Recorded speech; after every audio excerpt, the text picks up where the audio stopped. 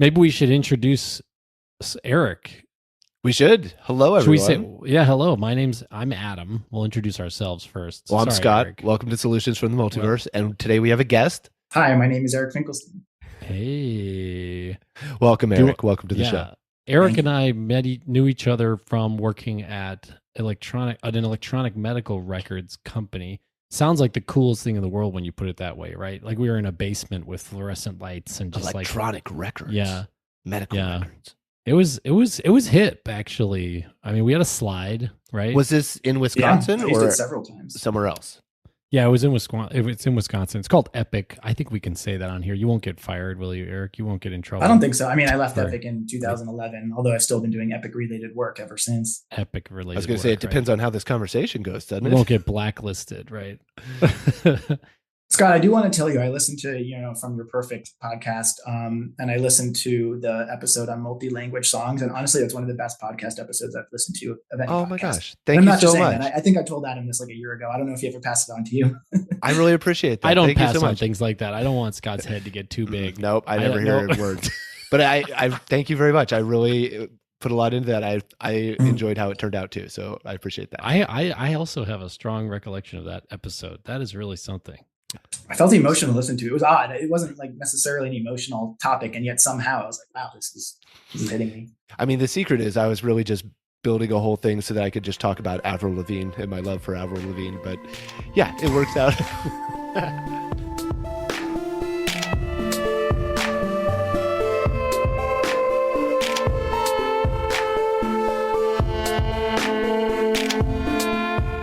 Well, Adam, you're keeping me in suspense. I have no idea what we're here to talk about today. I don't know either in some ways. What? Uh-oh, one of us needs to. I know. We're all lost, dazed, and confused. So Eric and I were sort of pre-gaming because I didn't want to totally catch him out, and have him feel, like he didn't know what he was talking about or something. And I didn't know what he wanted to do, like whether he wanted to share a solution or wanted to just kind of be one of the boys and sort of shoot. I would love if I had a great solution, but alas, I don't. I think you did have one though. Should we talk about your eating food one? The eating the food maps. You that was the one we kept coming back to. Oh yeah, it was really silly. I don't know if this is any real problem. I was just saying something that I've done for a few years now and really swear by is that every time I eat a meal at a restaurant, I'll upload a photo of that meal to the Google Maps location. And I'll put a little label of what I got and what it cost. So yes, there's admittedly some manual labor that goes into this, but it's super helpful if I ever look back, oh, I went to that restaurant. What did I eat? There's other ways, of course, you can do this, but I really do like this method. So you're suggesting though, there should be another app, like an app that does this so that you can take I don't want to picture. add more apps to people's lives. I don't want to be a shill for Google either, but I think.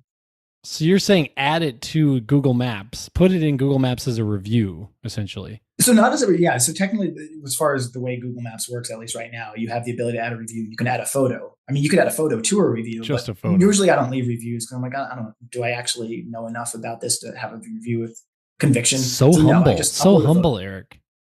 Okay, so before we go on though, we have to make sure we properly introduce Eric's bona fides around food. Well, I think that's on you then. So Eric holds the Guinness World Book of Records entry for most Michelin-star restaurants visited in a single day. What? Wow. We have a world record holder on here? Yes. Very silly record. And one thing I was thinking in case this came up, I should make sure I'm the record holder. And truthfully, I was shocked. As of a week or two ago, apparently the record was broken months ago, but Guinness just published a week ago. I'm no longer the record holder. So you need to get him off the podcast. Get him off. Get out of here. We need to plan his. This is Rocky, guys. We need to plan. Here, catch the chicken. We need you to regain your title. Have an idealistic plan that will probably fail, so I don't even want to share what it is, but I do have a plan to retake it. It would involve working with my fiance, since it would be, it was almost like a shame I couldn't do the first one with her. It was a day that she just couldn't take off work, I think. So it was just like, well, I'm going ahead with it. So you were going to do it together. Wait, so catch me up on this. I wanted to. Yeah. You got to tell us the story. How does one do this? Yeah. How does that happen? Well, first, like any good idea, I found out about it from somebody else. So I'm in this food Discord group, which is a whole nother story of why I was in it. Well, not much of a story, but whatever. I was in this food Discord group. Somebody in the group mentioned that this record exists. And I didn't read the message, but then the person who had invited me to the group tagged me and said, I think Eric might be interested in this. And then as soon as I saw it, I'm like, well, I'm absolutely interested in this. Not only interested in it, I'm just going to do it. I'm not going to tell anyone. I'm just going to do it. And when it came time to actually do it, I did message the guy who first mentioned it. I said, I think you should know, like, in case you want to collaborate. I started to feel guilty. Like, this was his idea. He even said that he wanted to do it himself. So he and I were collaborating with it for months, I want to say, until finally he actually had some personal tragedies. He couldn't do it. So he's like, hey, but you should still go ahead. So I did. So at that point, the plan was I did all the planning. Well, for the most part, my fiance actually did help me a little bit with that. She made some reservations when I maxed out the number of reservations I could make on Resi and such. And so you were like hitting walls here. This sounds like it was like an Olympic, like a movie. Like, this is almost like the Jamaican bobsled thing. This is the Cool Runnings of eating. John Candy shows up. Yeah. So you had to plan for months in order to achieve this record. I'm like, find something that has like no real value. Like, they're doing something, it's Cool Runnings. It has international, acclaim. It's an Olympic medal. I think everyone could agree that it's good and important stuff to do. Whereas you were saying I'm going to spend a lot and eat a lot. But you were reported on CNN. That's international. If you Google Eric Finkelstein, it's CNN reports. The weird thing is, and they reported on it months after the fact. So I do wonder, maybe here's our solution. The fact that we're reporting on something, the fact that my record was beaten, it seems like if my record's any indication, maybe it'll take 3 months for media to pick it up. Who knows? Right. Who knows what records have been beaten right now that the media just haven't let us know about? This is a problem.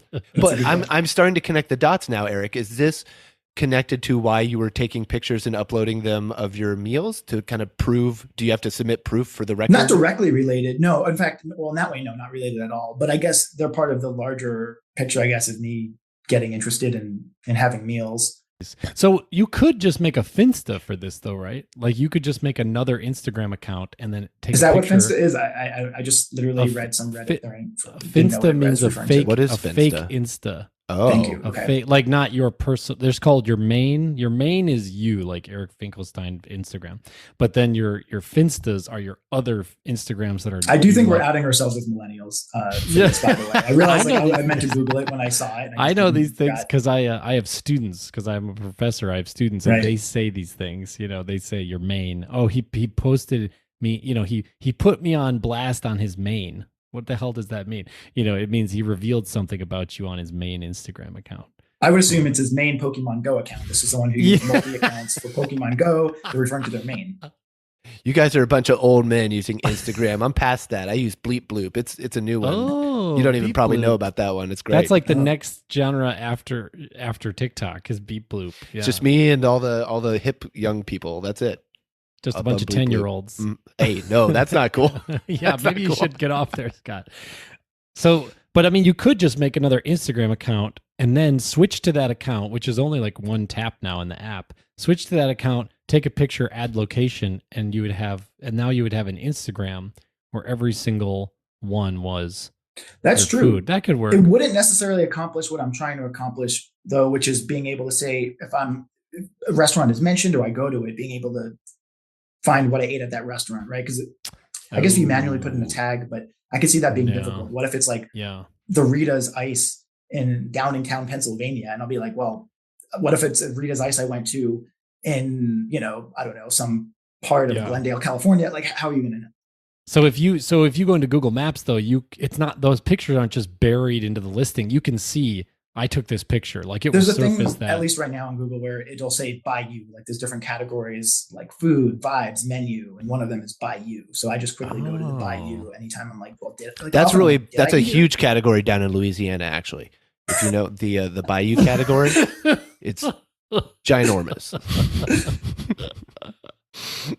Have you thought of maybe approaching Google Maps and becoming like the lead of this feature?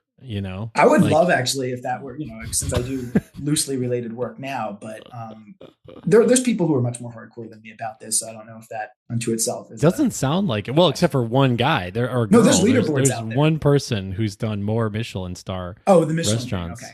There's leaderboards. But there are leaderboards on who takes photos at the there's all sorts of leaderboards, like how many views do your photos have, or how many average views per photo do you average And there's other things I can't think of. I never wanted to fall into that rat race, so I never did.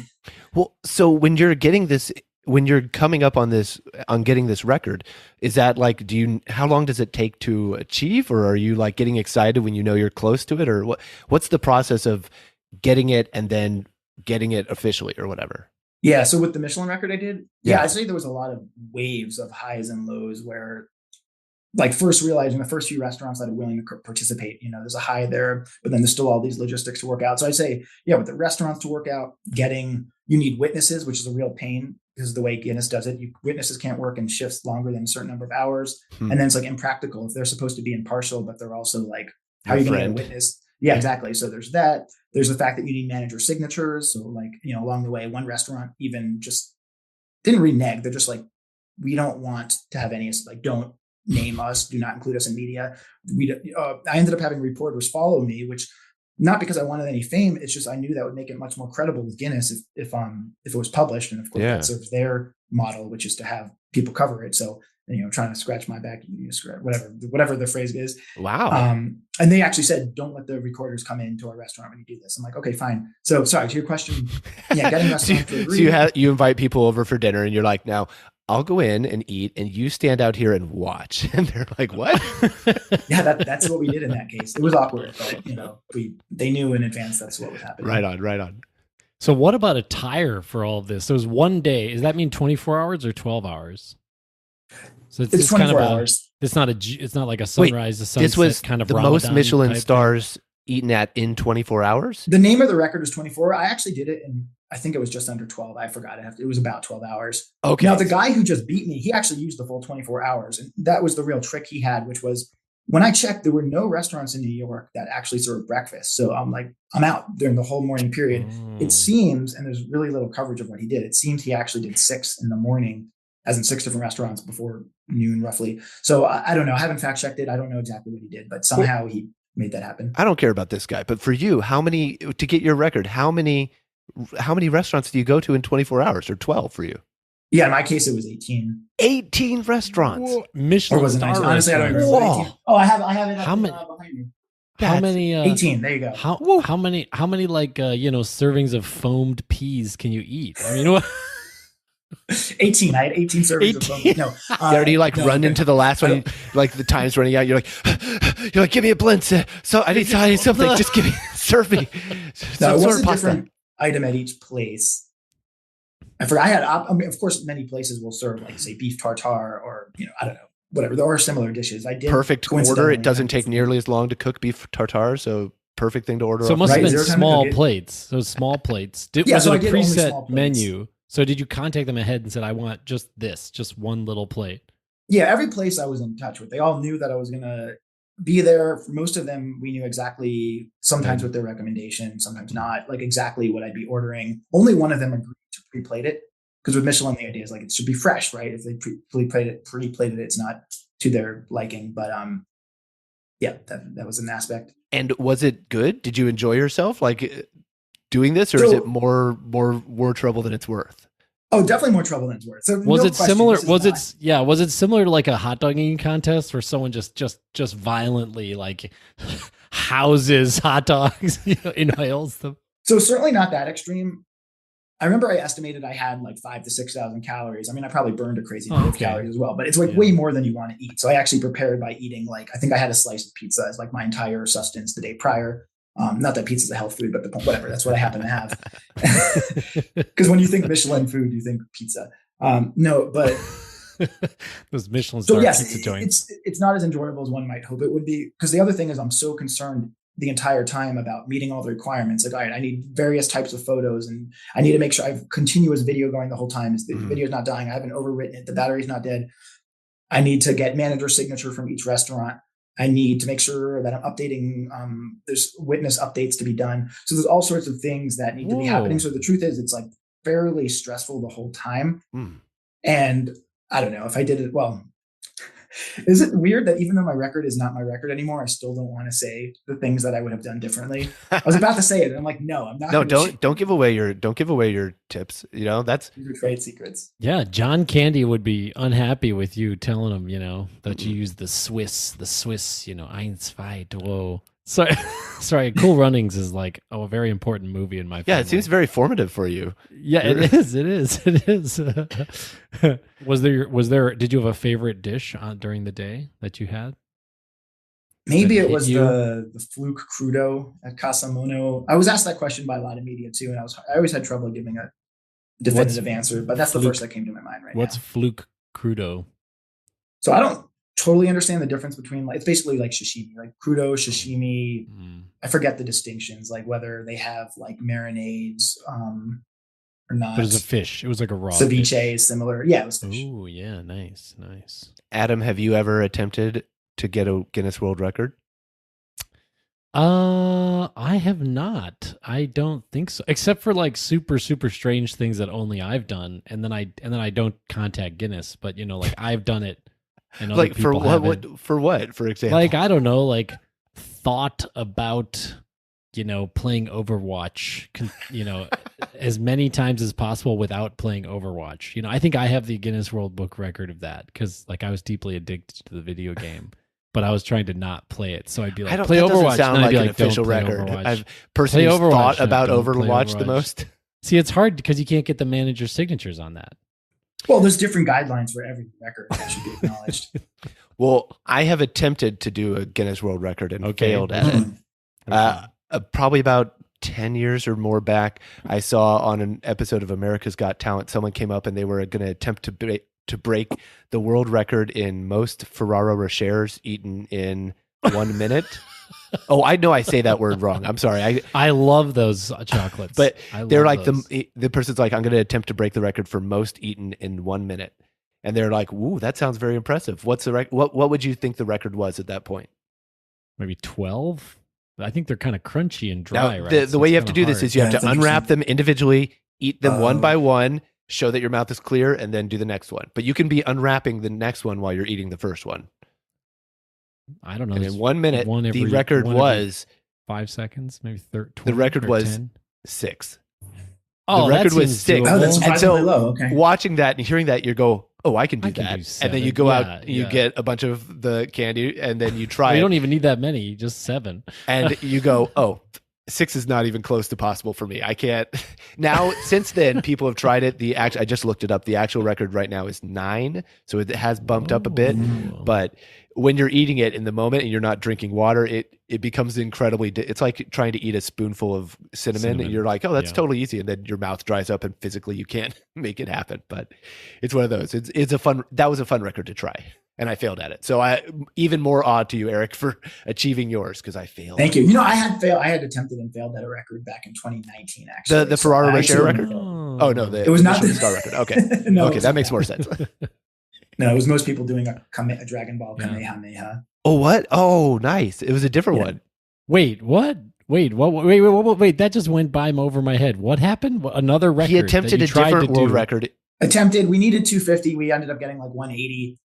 It was one of those records where technically it didn't exist.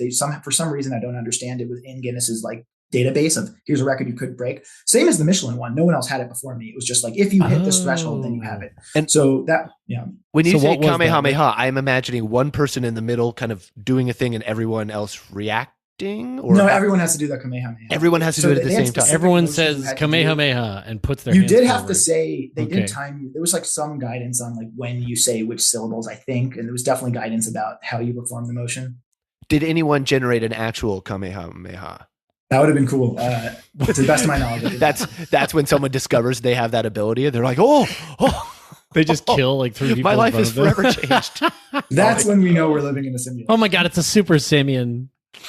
Is that what they're called? Super You're like- simian. You're like, Super Saiyan. Very good. you're Super like, Saiyan, of course yeah, it's that Saiyan. dude with the bright blonde hair. Why didn't we think? Why didn't we There's a immediately guy, know? Well, I did- there's I a did guy the- like, oh my wait. god, and he's got his hair all huge, and everyone's No, my like, of friends and course. I who were organizing this, we did all have like the Super Saiyan wigs, and there's different. There's Oh, like God that's Saiyan. I forget the awesome. names, but there's I'm not a true super fan of it. Excellent. But yeah, we Yeah. did have the color hair. That's really fun.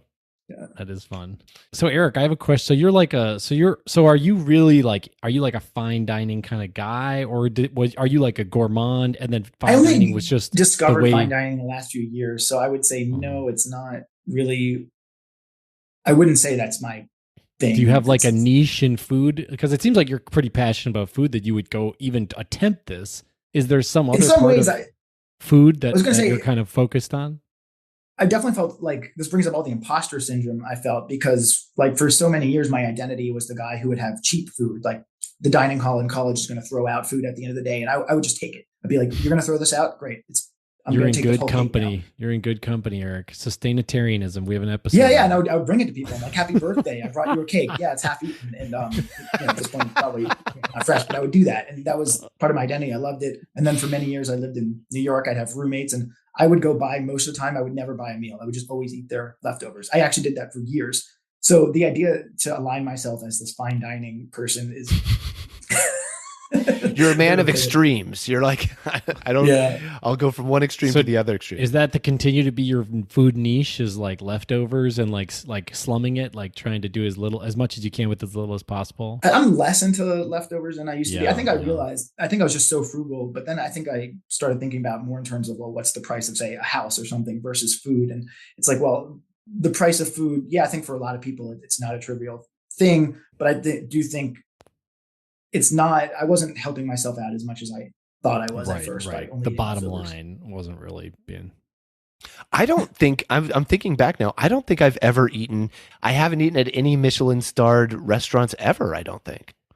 I probably have once or twice, kind of like, but I don't have a strong recollection. I probably, my brain can't even conceive of like what that level of food is. Like I'm uninitiated. Very expensive. San Francisco has a lot of them. You could go to one. I could, if you wanted to save up. What's the average or like the low kind of bottom end price of them? If you go to like a one Michelin-star restaurant, what per head costs? It's pretty rare. I'd say like 140 is probably on the lower end. Well, no, that's not true. There's ways you can take what I did. I was averaging like $20 or so per place. That's because I would get one item. Right. So if you're actually looking to have a meal. Okay, so wait a minute. 150 to 200. There are lower cost Michelin places, but they're pretty rare. How I'm doing the math. How much did this record cost you over the day of eating? It was covered in the media. I actually don't remember offhand. It was I like how when the media covered it, they didn't include like the tax and tip, so it made it seem like I spent less than the truth is I did. So I thought it was like $450 or so, but the reality is like I was giving a lot in tip because I'm like, I know I'm inconveniencing you. You're not getting a payoff from me. Right. And they'll remember you specifically. There's no like, oh, it could have been someone else next time you come in. Not as much as I'd hope, because here some guy broke my record. Now one place contacted me and told me, hey, heads up. Not that I would have done anything about it. Heads up, you're persona non grata as of right now. Yeah. I had one. So are you now planning? Are you plotting your return to glory, or now that you know that this guy came and stole your? I have just a rough idea of it. So this is the plan I was alluding to with my fiance, but there's like a hurdle or two that it's kind of, if a gate or two is crossed on like what's possible, then it might be done. This becomes like a Formula One type thing. Like, we need to switch to ion drives. We need to switch from belts to air compression machines or what, like totally innovate the car engine in order to go like that a little bit faster. Well, so that's what you have to do in terms of getting to restaurant and eating. He broke the breakfast barrier. He broke the breakfast barrier. That was key. It, right? That's it. Well, I'm excited to receive the Netflix contract to develop this. Well, I was going to say, you need to find like a Kentucky Hut where like the Kentucky Fried Chicken, Taco Bell, and Pizza Hut are all in one building, but the Michelin-star version of that, so that you can knock them out 3 at once, and then really have a more efficient. Or you change the thing. Like, what if you went to like Rhode Island, Delaware, and you cross state lines and ate Michelin stars? Well, actually, one of the guidelines is you could only travel on foot or by public transportation. Really? So it's an arbitrary guideline, because why should that be? That's cool. But yeah, that is one of the guidelines. So you can't take a Lyft or an Uber even. You can't. Or That's correct. You can't do that. So for me, I actually asked permission because I was like, it says explicitly no cycling. And I said, no City cycling. Bike is very arguably public transportation. I think they refer to themselves as public transportation. So I told them that, and they responded, yes, as long as you follow the rules. So I was like, okay. So I city biked. So if you had curious, the guy who broke my record. Okay. If you had hopped on a skateboard, your record just goes away. Like you have to be on foot. Interesting. Public transportation. Wow. So has it crossed your mind at all to Tanya Harding this man? That's a horrible thought. He already broke the record. So, well, you could break something else, and maybe he would. I don't think that undoes rescind his his application. Yeah, but he could contact Guinness and be like, "I deny everything. None of that is true." He's like from his hospital bed. Now, unless you're saying I first have to develop a time machine, and then also somehow come to terms with these. That would make you be able to go ethics. that would make you be very fast at eating at Michelin-star restaurants if you had a time machine, because you could, eat and then you could rewind the time, go eat somewhere else, rewind the time. That's a good point. Else. I mean, if time machines ever become a thing, that's going to almost invalidate all time-based records. It's going to have to become like, I guess it'll just become a guideline, like that's using time machines. Yes, asterisks without a time machine. Yeah, we should probably put a halt on all time traveling research so that we don't accidentally mess up the whole Guinness record economy. That is the main cause for concern of time machines, destroying the integrity of Guinness World Records. Scientists have been cautioning there are us. time machines for moving forward in time faster, right? If you just go faster, right? If you just move really fast, you go faster forward in time relative to everyone else. So you I thought you meant like forward motion time machine. I thought you meant like napping. Like sometimes I fall asleep and I wake up and it's a day later and I'm like, oh, what happened? Do you guys ever get that where like the neck of your shirt is all like hot and sweaty after you nap? That I think is the worst sensation. That is the worst. That's the worst sensation. That's not pain. Well, there's a solution to that. Don't wear a shirt when you sleep. Yeah. Okay, naked. That's a really specific gripe. Naked napping. That could be the title of this episode. I didn't know that I had a solution, but it'll get lots of clicks. Wait, I want to back up. I don't think I've napped with a shirt on. I mean, well, slept, I should say. What? Since I was ever? I don't know. Since I was a child. You are a top commando. You are nothing on top. Okay. I recently have started wearing a tank top to bed because my partner, my wife, started to point out that the sheets on my side of the bed were getting a stain just from my body. My body is a disgusting my body is a disgusting foamies of Adam, you know you're talking into a microphone, right? You know you're talking into a microphone?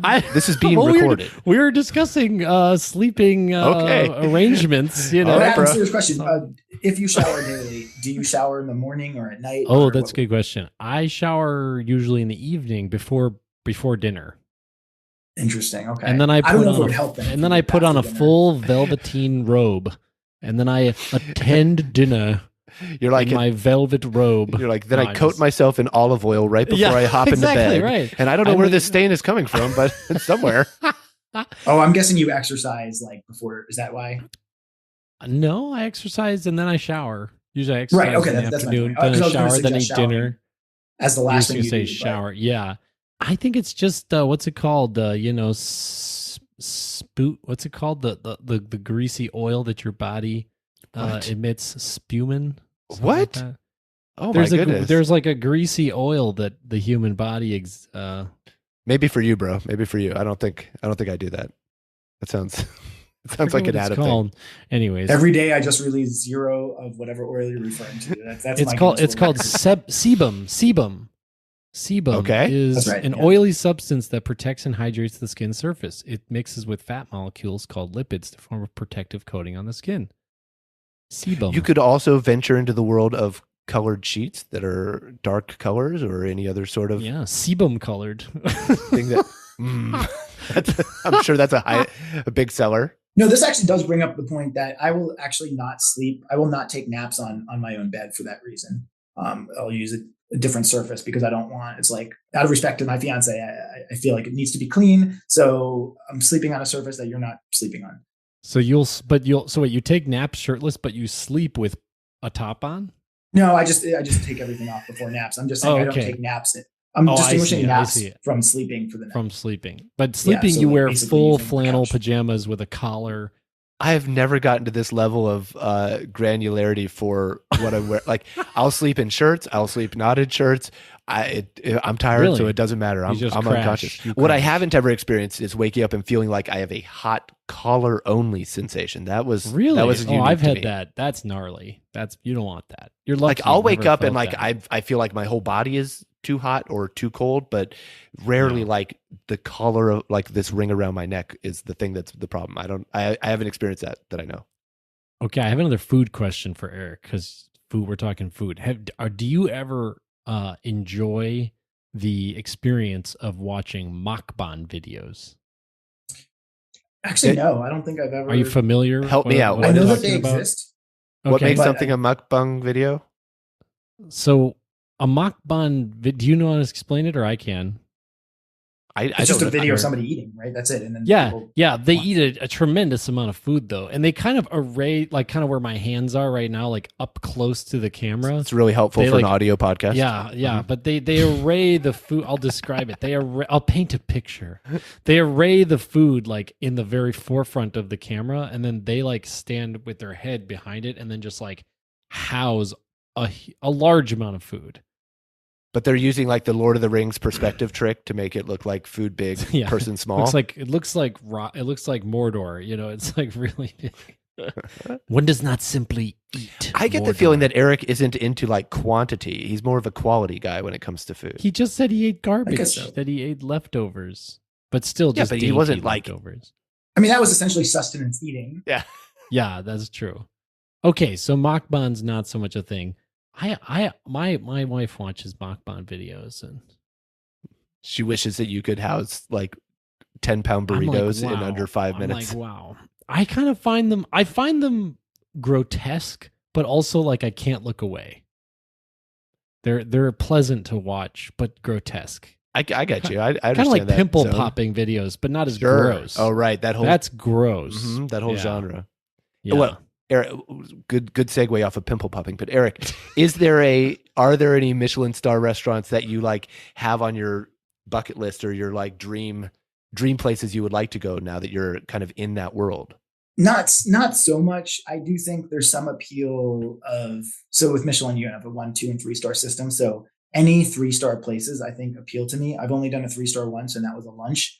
So it was like a smaller meal. Mm-hmm. So I guess there's some appeal to any 3-star in particular, but of course it's all arbitrary. At the end of the day, a restaurant's a restaurant, and Michelin is just some organization that is giving these ratings that are certainly questionable. Sure. So it's kind of like shame on me for falling prey to the system for saying I want to pick this because some organization said I should like it more. Also a tire company, which is itself very strange. Oh yeah, the history is great there. The history, I have heard the history where it started out as just a travel guide put out by the tire company, and then eventually became notarized or notable because of that. I just heard they're expanding into hotels. They're going to go away something. They're not stars. I forget what they're calling them. So the other problem / solution that Eric suggested that we talk about. Do you want to tell them, Eric, about your dread that you have been experiencing? Right. So I'm thinking by now a lot of people have probably heard this theory. This idea goes something like, right now we can create simulations of sorts, and you can imagine that 100 years from now, 1,000 years from now, 10,000, 1 million years from now, the simulations are going to get so much more vivid, sophisticated, that one could say that one could create one just as sophisticated as rich as our very lives right now. Mm-hmm. And that you wouldn't even need, say, governments to endorse this. It could just be a lone person maybe who creates a trillion simulations of sorts. So it's almost thinking at some point in the future, if this is going to happen and there'll be a near infinite number, then by this logic, one could argue like the odds of us living in what we might call the base reality is close to zero. So I first heard this theory over 10 years ago, and it didn't concern me because I thought, well, if it's so rich, then who cares? It's valid. Like this life is valid, and that's fine. I don't know why. Just in the last year or two, maybe it's because of AI proliferation, it started to seem more real, and somehow I felt this dread about it. So yeah, I guess what I'm saying is there a solution to this dread I'm feeling that we're living in a simulation? Well, can I throw out a counter theory though? Right? I would say that anyone who has lived long enough to know how to code computers and things will have stubbed their toe at some point in life. And the fact that they wouldn't have coded that no stubbing of toes could happen in a simulation means that we're not in a real simulation, because obviously anyone who's making that choice would not encode stubbing toes into the simulation. That's the worst thing possible. So I think that because I still stub my toe, it's got to be real reality, because they would have fixed that in a simulation situation, because nobody wants that. Even in the most real version of life, you don't want stubbing toes. It's the worst thing in the world. Counter. What if the whole point of this simulation is to understand the effect of stubbing toes? They're like, we're going to create 1,000,000 universes with stubbing toes and 1,000,000 without, and we're just going to study the difference. Great. Okay. Well, now I have dread. Thanks a lot, Eric. Oh no. Adam, where do you fall on simulation theory? Do you think? Well, I are we know. in simulation So when Eric told me this, and he was like, "Okay, here," he threw down the gauntlet. He was like, "Solve this, boyo," and I was like, "Oh, The dread. Jesus, that's complicated." How do you prove that you're not in a simulation versus how do you prove you are in a simulation? I like to think about it in terms of emulating. You know how when you can play like Super Nintendo games on your computer, and your computer has to emulate the Super Nintendo's hard drive, like the way the Super Nintendo processor worked. Right. And in order to do that, it's like extremely more arduous. It's more arduous for a computer to emulate another computer than it is for the computer to just run its own programming. So is it really possible that in the base reality you could create a simulation that was as vivid? Because isn't it kind of emulating the current reality? It would have to be a lower fidelity simulation. Maybe and I think our reality is quite high fidelity. So that to me is a suggestion that, But maybe that's why we're limited to like only seeing certain things on the visual spectrum or only hearing certain frequencies. Maybe real reality, we can do the whole thing. We can see ultraviolet and infrared. Not to mention the number of dimensions. The idea that popular theory says something like, "Oh, there's 10 dimensions," but I don't know. There's lots of reasons one could counter the idea of how rich this life is. So, but a simulation wouldn't be richer than the current life, maybe or it could be, or maybe it could be because you could mathematically drop me use superpowers, those other bro. dimensions. Give me a richer simulation for sure. So here's an argument. What about life? So because of the Fermi paradox, right? Please wait. Hold on. Not everyone knows what the Fermi paradox is here. Sorry. Please explain. It's the Furby paradox. It's the fact that Furbies the exist. Furby paradox. I do know that one, actually. Yes, that one. Yeah. So the Fermi paradox is just why haven't we encountered any aliens yet when the universe is so big? You would think that because it's so big, there's so many rolls of the dice to make life that we would have encountered aliens already. And so the fact that we haven't is like really weird. It either means that we're the first intelligent life, which is highly improbable because the universe is so big, or all other forms of intelligent life have hit a wall and all killed themselves or died off. And that means that we're going to do that. So either way, it's like really weird. And or we're the goldfish and everyone else is so far advanced beyond us, we just can't perceive their presence in our little fishbowl.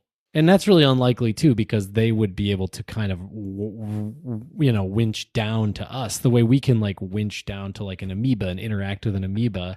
They'd be able to like interact with us, but they don't. We don't have any evidence of any aliens, or the way that you have to like clean out a fish's water every so often. They would be looking down and be like, "Guys, what are you doing to your atmosphere? Come on, stop doing."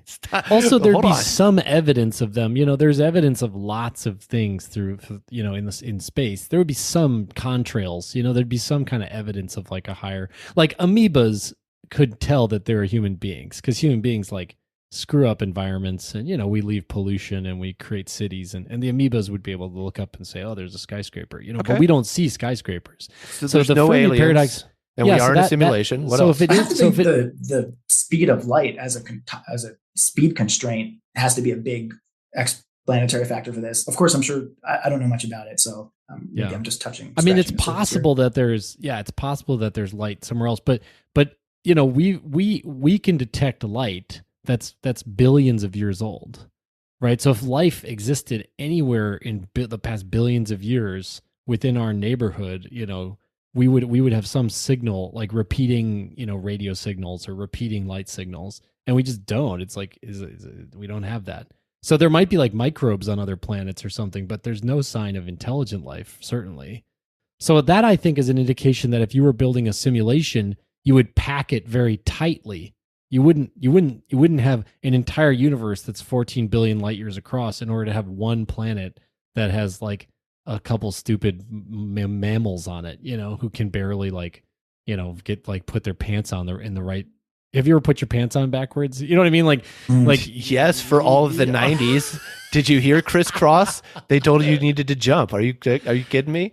Like if you were going to build a simulation, you'd probably have like a rich universe. Like even if you were like, no, I don't want them to interact with each other, you would still put them like galaxies apart, or like inside the same galaxy, you could put them like really far away, you know? But we don't even see that. So that to me is an indication that things are not by design. Certainly, you know, they're totally. Now you could say, well, the simulation was meant to be at random. You know, we're just A211143224, and then right next to us is another sort of simulation that's A211322225. One full of aliens with all the aliens. Yeah, and it's just richly full of aliens because they like tweak the parameters to make that one like a life-rich universe. That one's like going Star Trek now. Like everybody's meeting each other and going from planet to planet.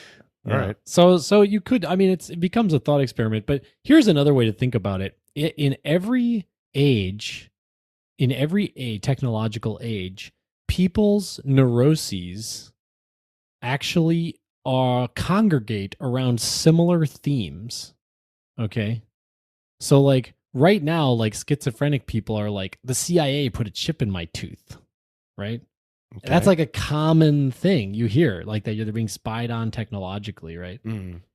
This is true. This is a true fact. I'm not just making this up. This is a true thing. The CIA actually does put things in people's teeth. Exactly. But if you go back 300 years, it was like they're possessed by demon. I'm possessed by a demon. And people would have a similar neuroses, right? And so I think we should just be careful that like the simpler way to put this is when there was no machinery, then the world was like a plant. And then as soon as we had machines, the world was like the machine. As soon as we had clocks, the world was like a clock. Now that we have computers, we say the world is like a computer, right?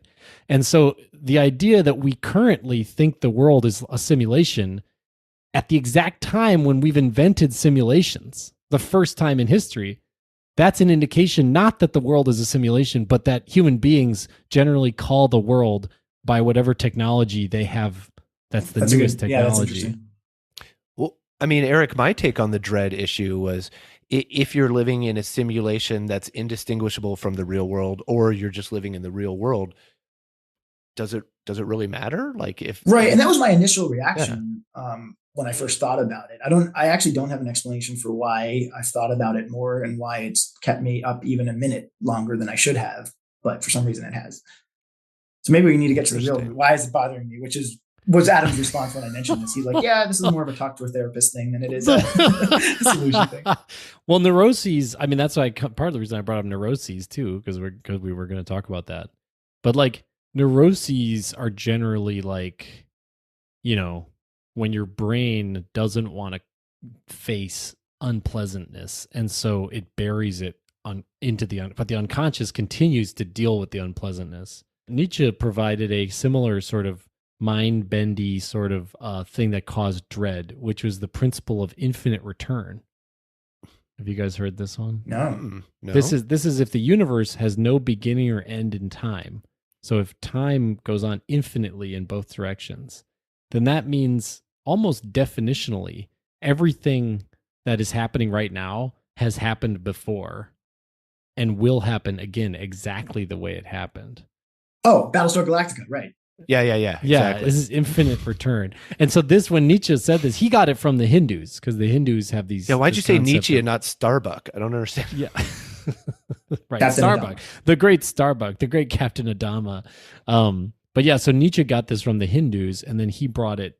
I don't know if people would agree with that, but to me, that's obvious that he read it in like the Upanishads, because that's right when Nietzsche was writing was literally like the decade that we had access to the Vedas and the Upanishads. So, I mean, a lot of his stuff sounds a lot like the Vedas and the Upanishads. He doesn't cite his sources. You know, he doesn't say, hey, I was reading, you know, Upanishad 942 or whatever. And so this is why I believe this. He just kind of ripped off stuff from the natives, you know, and then put it in out like it was an original work. But he talked about that, and it freaked everybody out in the 1800s. People were like, "Oh my God, infinite return!" It was like scary, like this, like dread that there's an infinite return.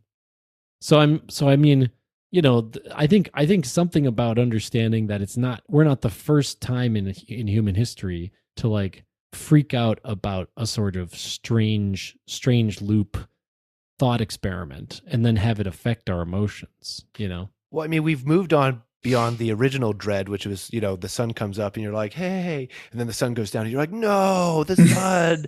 And then it comes back up the next day and you're like, whew, all right, that worked out. Yeah. We've moved beyond that. And so now we have to find new things to get dread about. Did you know that also I heard that in the ancient like prehistoric humans didn't understand that sex made babies, and they just thought that women like generated babies.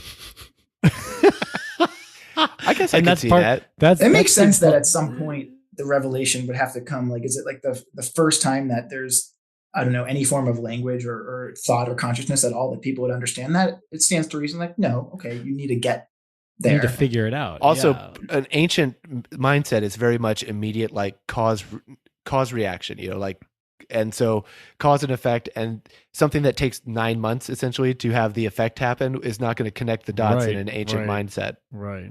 But I mean, this is just a theory, but this is one of the theories of why we see in the historical, like fossil record or whatever, or not the fossil record, but the anthropological record, we see the whole world being religions surrounding the feminine, goddesses, Mother Nature, Gaia kind of religions, because they spontaneously had the power to generate they thought life. Well, you make life, and therefore we should worship the women, and the women should be like in charge, in some way in charge. And then sort of the rise of sort of patriarchal, where the man became the father, like Zeus, became the father god who was like important and was birthing things out of his head and was creating things, was when they kind of might have figured out, oh, actually, the men are an important part of having babies. Actually, maybe the men are the most important part. That became then the theory for thousands of years. Okay, I was like... For thousands of years, people, in Europe at least, people thought that the baby was in the sperm and the woman was just like the soil, and the seed was the seed. And now everything was contained in the seed, and the soil was just like, didn't matter. It was just sort of, now we know from science that the genetic material comes from both mother and father, but then that means that maybe our religions are catching up with our understanding of life. Now we're kind of combining the two together. Yeah. Well, okay. I don't know if I solved the problem of existential dread for simulation, but for me, I don't. Was that a big troll when you messaged? The last message you sent me yesterday, Adam, was, we're going to talk about cities.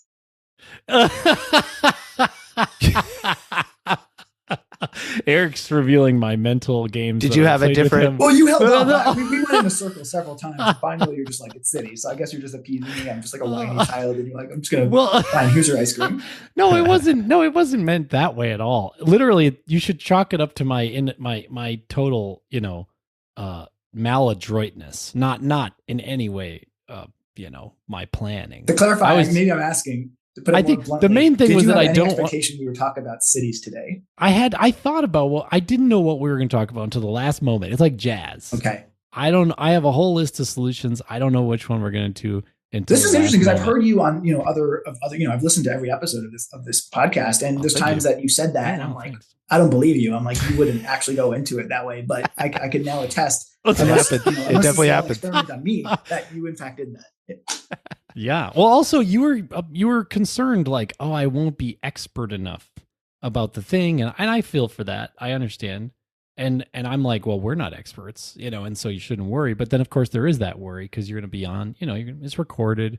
All 200 of our listeners are going to hear, it's like this huge audience, Mm-hmm. But we don't want to sound, silly. So, but I thought when we got together and you got on the Zoom, I was like, he's going to be, let's talk about the food stuff, because that was the food and it tied in with your thing, with your record. I'm very happy we talked about the food stuff. I had no idea about this background of yours, Eric, and I find it fascinating. Excellent. That's great. Yeah, you should regain your crown, man. Get out there. He broke the breakfast barrier. Now it's time for you to do maybe rounds of dessert late into the night. Oh, you could breach the brunch barrier. Oh, we throw breakfast, brunch, lunch, and dinner in there. We'll get you up above that other no-name person. I'm still thinking time travel and Tanya Harding, though. Time traveling Tanya Harding could be. What if that'd be a good movie to make, which is actually time travel Tanya Harding. So Tanya Harding was actually a time traveler situation. Stop herself. Well, she hit herself in the knee. at first I thought your Tanya Harding idea was a bad analogy because it's eating. It's not. But now that I know that you have to go everywhere on foot or use public transportation, actually cracking someone on the knee would heavily impair their ability to get from restaurant to restaurant in the 24 transit. hours. It's not a bad I just want to plan. be clear, in the really off chance that the guy who broke my record ends up hearing this podcast, I have no intention of harming you. I'm really Yes, no, we're Eric seems like the nicest man of all time. This is I would never harm absolutely anyone, just I Adam should and say, myself. but like you also could, among the subset of everyone, could rest assured. Yeah, that you guys are But, brothers. like legally, there's absolutely no truth here. Yeah.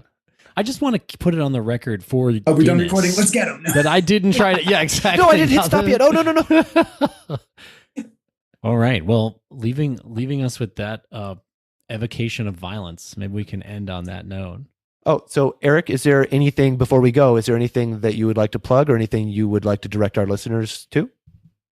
I don't have anything to plug, but one of my best friends is a brilliant filmmaker who just made a movie called Wine Club. So you can find that movie on Instagram. At Wine Club Movie. Okay, and we'll make sure we include that link in the notes as well. Sounds good. Okay. This is fantastic. Yes. Yeah. Great. Thank you so much for joining us, Eric. Yes, this has been a thank you. blast. Gladly. I really enjoy it. And thank you, Adam, for bringing another fun guest to the show. Yes. This is great. Yes. We welcome guests. And Come thank you, on. listeners, for sticking with us all the way through. I appreciate Yeah, that. you're not living in a simulation. Don't worry. This is base reality. Or it doesn't matter. Don't Or worry. it doesn't matter. You can never know. Well, thanks everyone for joining us. Join us again next week. And Yep. in the Another meantime, solution. yeah. See you next Bye. time. Bye.